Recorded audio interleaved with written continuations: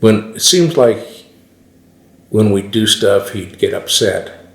But when we do really bad stuff, he wouldn't get as mad. One time we had a 67 Mustang with a 4-speed in it. And I used to take it to the dances. And I'd drop a couple of friends off, and Beth went to the dances with me. So I was going down we'd go down, drop this one guy off and go down, and there was a place where somebody's sprinkler was leaking all the time. And so I would it was a right-hand 90-degree turn, but it was a fairly wide street. And I'd drop the car into second gear and hit the gas, and the back tires would spin out, and I'd just go right around the corner like a race car driver. Then I went zipping down and dropped the next person off, and I'd go home. Well, Uncle Keith got hurt, and Dad took that car up to visit Uncle Keith, and he decided the tires were too bald. So he put brand new tires on. And they were Firestones. I remember they were Firestone tires. And so at 11:30 at night, I dropped the one person off, the normal routine. Went down the street. Beth was in the back seat. My friend Paul was sitting in the other bucket seat in the front. And I was driving, of course, and I got down to the wet corner, and the guy had fixed his sprinkler. It wasn't wet anymore. But I was already going too fast to make the corner. So I dropped into the second and hit the gas, knowing that Mustang would peel back around and I could just shoot right on down. Well, it didn't.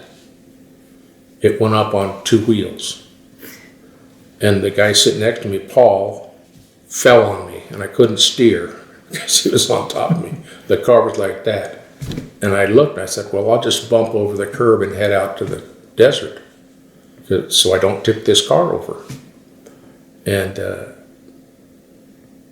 I looked, and the curb was a storm drain, and it was about 1 foot high. And it would just rip the tires right off the car. So I turned and as hard as I could and went right as close as I could and got the thing, and we came down around, and just as the car sat down, we saw someone in our ward. The daughter had got home from the dance also, and their mother was standing out there, and her mouth was about down to here, and we just waved. And we do that. We drive up on 2 wheels like Jerry Chitwood all the time. So I took Paul home and went in, parked the car, and went inside. And as I was walking around the car, it looked kind of funny. And Beth didn't say too much at all. She was like, she knew she couldn't say anything to anybody. And I noticed 2 hubcaps on the side, outside, were missing. And I thought, I bet you they flew off when I turned that corner. Went up on 2 wheels. So I went inside. I said, I always had to report and say we were home. Got home before midnight.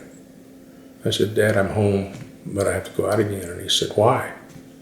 I said, I lost a hubcap, and I think I know where it came off. Really? Okay, yeah, okay. So I went and got in the car, and I noticed that side was sagging down like it had a broken spring also. And I drove up there, and I went out in the desert by that corner, and there they were laying side by side about as far apart as the car. They came off and rolled out in unison and laid down out in the desert. So I picked them up, put them back on the wheels, went home, and got for priesthood meeting that. That's when we had priesthood, and then went back to Sunday school, and then went back to sacrament meeting at night. And this one time that day, he said, can I talk to you a minute? And I said, yeah. Did Beth tell you? No. I heard somebody else, and he said, you know, I've never driven a car. I've been driving for however many years, 40 or 50 years. He'd always say how long he was driving for. Never had a ticket and all this kind of stuff. And he used to have a driver's license that never expired, no expiration date. He said, I've never driven a vehicle in a manner that the parts flew off while I was driving it. That's all he ever said about it, except that he sold the car within a month. We had another car instead.